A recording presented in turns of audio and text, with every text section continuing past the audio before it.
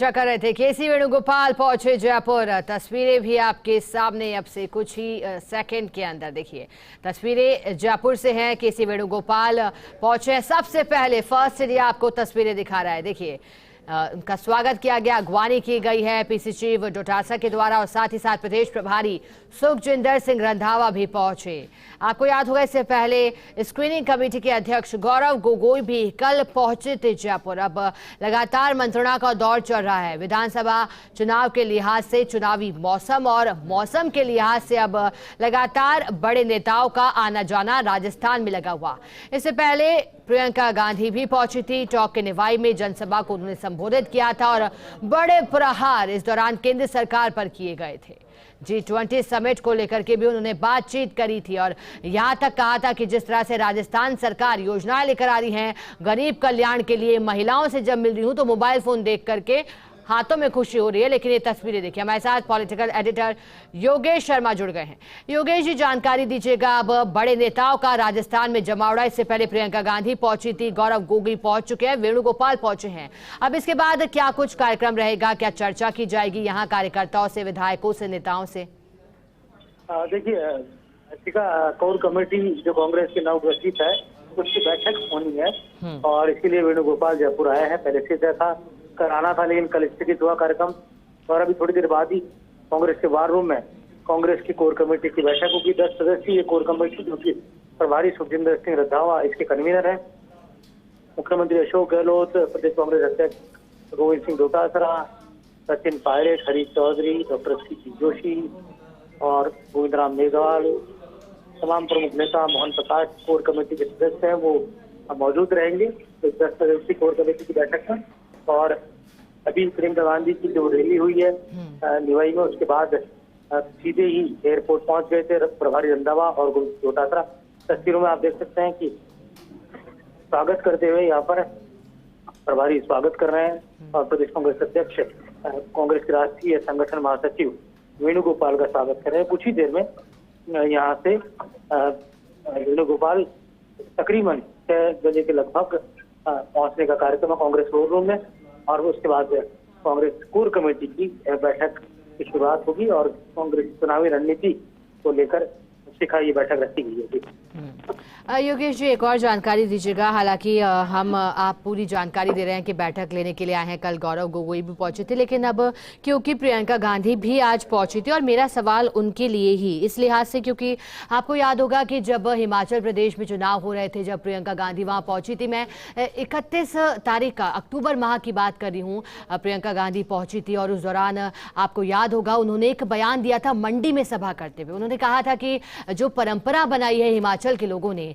बड़े सादगीपूर्ण लोग हैं वहां और अपनी जिस तरह से परंपरा बना लेते हैं तो फिर तोड़ना थोड़ा सा मुमकिन होता है। और जो परंपरा बनाई है सरकार को बदलने की, वो अच्छी प्रियंका गांधी ने इस लिहाज से बताई थी कि नेताओं को अपनी सच्चाई का पता लगता है। लेकिन अब राजस्थान में तो कोशिश कांग्रेस पार्टी कर रही है कि रिपीट हो, किसी तरह से सत्ता में वापसी की जाए। तो कैसे यहां आपको लगता है कांग्रेस पार्टी अब मजबूती आगे दिखाएगी? बैठकों के द्वारा क्या हल निकलने की तैयारी है? योगेश जी, देखिए शिखा, आपने बात की प्रियंका गांधी की। आज भी प्रियंका गांधी ने जो बातें कही है वो जनता से सीधे कनेक्ट होते हुए कही है। कहा जा सकता है कि अपने आप में पूरा लबोलुबाब अगर आप देखें, प्रियंका गांधी की सभा का एक मकसद था कार्यकर्ता के बीच में कांग्रेस के लिए जोश बढ़ना और एक सरकार की शैक्षिक योजनाओं को लेकर एक संदेश देना, किस तरह से कांग्रेस के राज में महंगाई हटाने को लेकर, राहत को लेकर कई काम हुए हैं और साथ ही जनहित की कई योजनाएं आई हैं और एक विरोधाभास की जो स्थिति थी कांग्रेस के अंदर की, उसको भी दूर करने का उन्होंने आज यहाँ पर कोशिशें करते हुए वो नजर आई है। तो कहा जा सकता है कि प्रियंका गांधी का दौरा काफी अहम रहा और वेणुगोपाल जो कि थिंक टैंक है कांग्रेस पार्टी के ऑर्गेनाइजेशन की वो पूर्व जनरल सेक्रेटरी हैं। कोर कमेटी की बैठक का मकसद यही है कि भावी चुनावी, आपने देखा होगा आज गौरव गोगोई लगातार सुबह से स्क्रीनिंग कमेटी की बैठक ले रहे थे और उन तमाम विधानसभा क्षेत्रों के वो निचले स्तर तक के कांग्रेस के लीडर से मिल रहे थे, चाहे ब्लॉक अध्यक्ष हो, चाहे नगर अध्यक्ष हो, चाहे वहाँ का हारा हुआ नेता हो विधानसभा चुनाव में, लोकसभा चुनाव में, सभी से उन्होंने फीडबैक लिया। तीनों जनों की कमेटी जो स्क्रीनिंग की कांग्रेस की पड़ी हुई है और उसके बाद उन सीट तकरीबन 52 सीटें ऐसी हैं और इन सीटों पर मंथन यही है कि ये सीटें जो लगातार कांग्रेस हार रही है पिछले कुछ चुनाव में, इन सीटों पर कांग्रेस पार्टी को जीत मिले। अब वेणुगोपाल का वो अलग रणनीतिकार है, उनकी कोर कमेटी की बैठक के एजेंडे अलग होते हैं, तो उस बैठक में चुनावी रणनीति पूरी खाका तैयार होना है, किस तरह से आगे एक स्टेप आगे बढ़ना है, किस तरह से कांग्रेस के आगे भावी कार्यक्रम होने हैं, किस तरह से कांग्रेस के बड़े नेताओं की रैलियां होनी है। आचार संहिता अगले महीने लग जाएगी जैसा अनुमान लगाया जा रहा है। आचार संहिता लगने से पहले और क्या काम है ऐसे है जो किए जा सकते हैं कांग्रेस के अंदर, क्या ऐसी बड़ी घोषणाएं हैं जो लगता है कि की जानी चाहिए, जो शेष है कोई बड़ा ऐलान, मैनिफेस्टो कमेटी भी किस तरह से काम करेगी, कांग्रेस की अन्य जो कमेटियां तकरीबन 8 कमेटियां देश कांग्रेस की बनी है वो किस तरह से काम करेंगी, तो ये सब वेणुगोपाल एक गाइडलाइन देकर और जब भी वो आते हैं आला कमान का संदेश होता है, उस संदेश में कई बातें निहित होती हैं। वो संदेश लेकर आए हैं मल्लिकार्जुन खड़गे का, वो संदेश लेकर आए हैं राहुल गांधी का। तो अब क्या संदेश रहेगा, किस तरह का एंटरटेन वो करेंगे राजस्थान की कांग्रेस को, और क्या एक पूरा कहा जा सकता है पूरी तैयारी के साथ यहाँ पर मुझे लगता है प्रदेश कांग्रेस के प्रभारी है और बाकी अन्य नेता है, प्रदेश कांग्रेस के अध्यक्ष और सिंह डोटासरा वो पूरे संगठन की बात रखेंगे, सरकार के को लेकर क्या भावी कार्यक्रम है, मुख्यमंत्री अशोक गहलोत अपनी बात रखेंगे।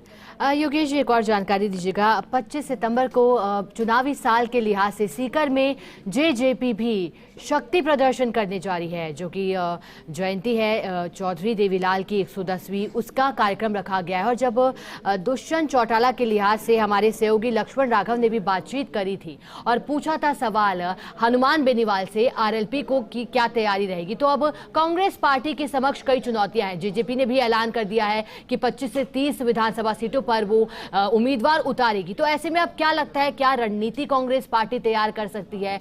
तमाम जो पार्टियां अब मैदान में दिखाई दे रही हैं, आरएलपी भी अब हुंकार भर रही है लगातार।